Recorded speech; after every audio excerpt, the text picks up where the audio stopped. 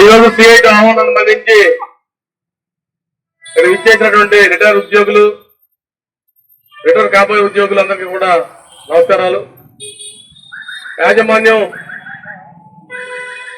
మన ఒప్పందం ప్రకారం 1300 రూపాయలు తీసుకుని సుమారు 21,000 మందికి గ్రూప్ మెడికల్ ఇన్సూరెన్స్ స్కీమ్ లో కార్డు ఇవ్వాల్సిన అవసరం ఉన్నది.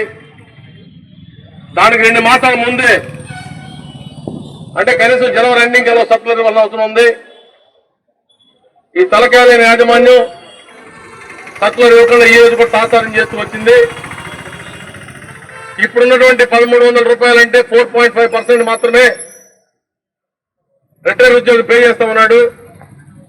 4.5% నుంచి 30% తీసుకోవాలని చెప్పేసి తప్పుడు ఆలోచనతో యాజమాన్యం చేస్తా ఉన్నది. 21,000 మంది రిటైర్డ్ మెడికల్ ఐడి ఉన్నటువంటి ఉద్యోగులు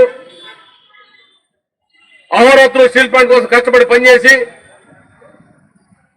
మట్టి రోడ్లలో నడిచి కన్స్ట్రక్షన్ చేసి కమిషనింగ్ చేసి ఉత్పత్తి లాభాలు తీసుకొచ్చి ఈరోజు స్టీల్ ప్లాంట్ జనవరి నెలలో 55 కోట్ల రూపాయల లాభాలు వచ్చినాయి.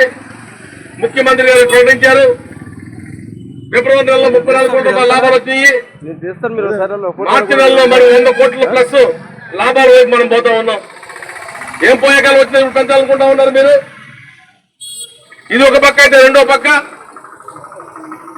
మనం జనవరి నెలలో మనం కొట్లాడిన తర్వాత ఈ ప్రభుత్వం 11,500 కోట్ల రూపాయల ప్యాకేజ్ ఇచ్చిన తర్వాత జనవరి నుంచి ఈ రోజు వరకు 33,500 కోట్ల రూపాయల ఉత్పత్తులు సంపాదించింది ఈ కంపెనీ. ఈ చిన్న విషయమా? దానికి తోడు గవర్నమెంట్ ఇచ్చిన 11,500 కోట్లు కలిపితే జనవరి నుంచి మార్చి మధ్య 15 మాసాల్లో 45,000 కోట్ల రూపాయల చేతులు మారిన విశాఖపట్నం స్టీల్ ప్లాంట్ అకౌంట్ నుంచి. ఇప్పుడు నువ్వు పెంచాలంటావు డబ్బులు లేవని చెప్పేసి. ఎందువల్ల? ఏమంటే ఇక్కడ ఉన్నటువంటి కష్ట నష్టాలేంటో, సాధక బాధకాలేంటో మీకు తెలియదు. ఎక్కడి నుంచి వచ్చిన వాళ్ళకి ఈ స్టీల్ ప్లాంట్ కావాలని కొట్లాడి ఈ స్టీల్ ప్లాంట్ సంపాదించుకుని భూములు త్యాగం చేసి ఈరోజు 1,200 రూపాయలు, 1,500 రూపాయలు, 1,800 రూపాయలు మాత్రమే ఇన్సూరెన్స్ తీసుకుంటూ ఈ పెన్షన్ తీసుకుంటూ జీవనం కొనసాగుతున్న ఉద్యోగులు ఒకే ఒకసారి ఇంత కట్టమంటే ఎక్కడి నుంచి తీసుకొచ్చి కడతారని చెప్పి అడుగుతా ఉన్నాం. అలా యాజమాన్యం అడిగాం గతంలో. ఇవాళ కూడా ఒక మెయిల్ పంపించడం జరిగింది స్టీల్ సెక్రటరీకి, స్టీల్ సిఎండికి, ఆల్ డైరెక్టర్స్ కూడా మెయిల్ పంపించడం జరిగింది తరఫున. ఏమిటి ఆ మెయిల్ సారాంశం? అంటే నువ్వు ఈరోజు పెంచేస్తానని చెప్పి చెప్తా ఉన్నావు, కంపెనీ చూస్తే ఆర్థికంగా బాగానే ఉన్నది, లేదని చెప్పి అబద్ధాలు చెప్తా ఉన్నావు. ఇప్పుడే బాగోలేదని ఎప్పుడు బాగుంటుందని చెప్పని అడుగుతా ఉన్నావు. ఎవరైతే ఈ మధ్య కాలంలో రిటైర్ ఉద్యోగులు ఉన్నారో వారికి 2 సంవత్సరాలు తెచ్చారు ఎగ్గొట్టాడు. 2 సంవత్సరాలు తెచ్చారు ఎగ్గొడితే మినిమం 2.5 లక్షలండి. ఈ మధ్య రిటైర్ ఉద్యోగులకి గ్రాడ్యుయేట్ సేల్లో 20 లక్షలు తీసుకుంటారు, దేశవ్యాప్తంగా 20 లక్షలు తీసుకుంటారు. కానీ విశాఖపట్నం స్టీల్ ప్లాంట్ కేవలం 20 లక్షల నుంచి బయటకి ఎంటేశారు 5 లక్షల రూపాయలు ముఖ్యమంత్రి దగ్గర. అది ఒక 5 లక్షలు తెచ్చారు. 7.5 లక్షలు 2017 నుంచి ఈ రోజు రావాలన్న వేజ్ అగ్రిమెంట్ అమలు కాలేదు. అది కనీసం తక్కువ 10 లక్షల రూపాయలు ఉన్నది.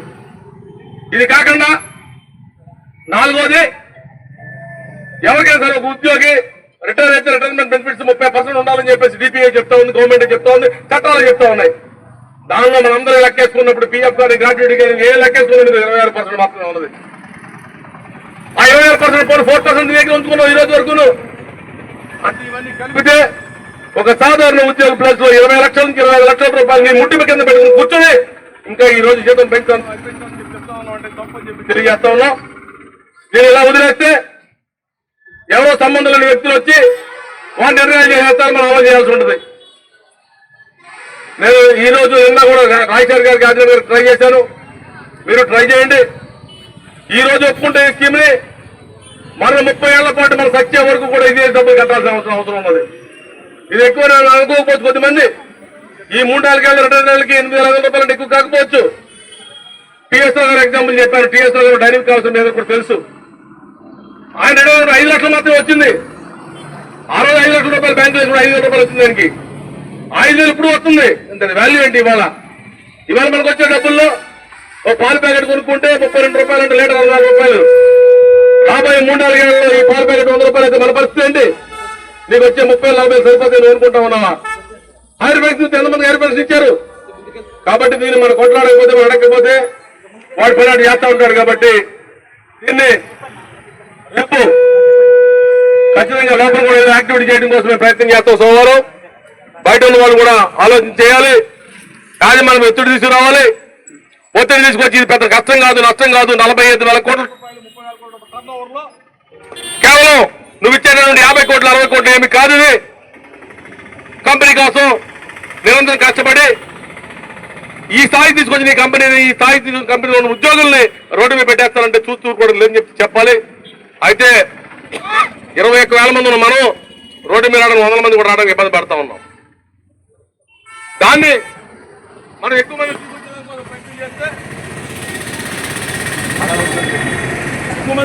ప్రయత్నం చేస్తే ఖచ్చితంగా జనసమూహం 1 గంట బయటకు వస్తే వాళ్ళే భయపడతారు. ఏమీ లేకుండా నా ఇంట్లో నేను ఉంటానని చెప్పేసి రిటైర్డ్ ఉద్యోగులు అనుకుని నా డ్యూటీ నేను చేసుకుంటాను. నేను పోతే ఖచ్చితంగా ఈ సమస్య పరిష్కారం కాదు. మన నెత్తి మీద రుద్దుతారు. కాబట్టి దీని భవిష్యత్తులో వెనక్కి తీసుకునే వరకు నిన్న మిత్రుడు చెప్పినట్టుగా మనం ఇప్పటికే చెప్పాను. 2 మాసాల పాటు ఏప్రిల్ మే నెలాఖరు దాకా పాత స్కీమ్ ని కంటిన్యూ చేస్తూ చేయాలని చెప్పేసి ఏప్రిల్ 1వ తారీఖుకి 21,000 మందిలో ఎవరికి ఏ చిన్న సమస్య వచ్చినా అది మెడికల్ లేకపోతే తన యాజమాన్యం మూల్యం చెల్లించాల్సి ఉంటుందని హెచ్చరిక చేస్తూ ఈ 2 లక్షలు ఇవ్వాలని చెప్పేసి ఈ లోపల ఈ సమస్యని పాత కార్డులను కొనసాగించాలని చెప్పేసి తెలియజేస్తూ సెలవు తీసుకుంటాం. స్టీల్ మంత్రి గారు వచ్చిన సందర్భంగా మన యొక్క మెడికల్ ఇన్సూరెన్స్ స్కీమ్ విషయం గురించి ఓ ధర్నా నిర్వహించి ఆయన దృష్టికి మన సమస్యను తీసుకెళ్లని చెప్పి ప్రయత్నం చేశాం. ఈ సందర్భంగా స్టీల్ ప్లాంట్ యాజమాన్యం, ప్రజాప్రతినిధులు, పోలీసు వారు కూడా ఈ సమస్యని ప్రభుత్వం దృష్టికి తీసుకెళ్తున్నాం. వాళ్ళు తొందరలోనే పరిష్కరిస్తారని చెప్పేసి హామీ ఇచ్చారు. కానీ ఏమైంది? ఈ రోజు వరకు పట్టించుకున్న పరిస్థితి అనేది లేదు. పైగా వాళ్ళు ఇచ్చిన హామీకి భిన్నంగా ఇన్సూరెన్స్ స్కీమ్ ని మేము ఏదైతే ప్రీమియం ఉందో ఈ ప్రీమియాన్ని పెంచేస్తామని చెప్పి ఏకపక్షంగా నిర్ణయం చేసి తెలియజేయడం జరుగుతూ ఉంది. యూనియన్లతో సంప్రదించకుండా ఎవరైతే ఈ యొక్క రిటైర్మెంట్ ఉద్యోగులు ఉన్నారో ఆ ఉద్యోగుల ప్రతినిధులతో గానీ ఆ ఉద్యోగులతో గానీ చర్చించకుండా మేనేజ్మెంట్ ఏకపక్షంగా ఈ నిర్ణయం తీసుకుంది. దీన్ని ఇప్పుడున్నటువంటి రిటైర్డ్ ఉద్యోగులే కాదు, సర్వీస్ లో ఉన్న ఉద్యోగులకు కూడా ఇది అమలయ్యే పరిస్థితి ఉంటుంది. కాబట్టి అందరూ దీన్ని వ్యతిరేకించాలి. అదేవిధంగా ప్రజాప్రతినిధులు ఏదైతే హామీ ఇచ్చారో ఆ రోజున ఎమ్మెల్యే గారు కానీ ఎంపీ గారు కానీ మినిస్టర్ తో మాట్లాడామని చెప్పారు.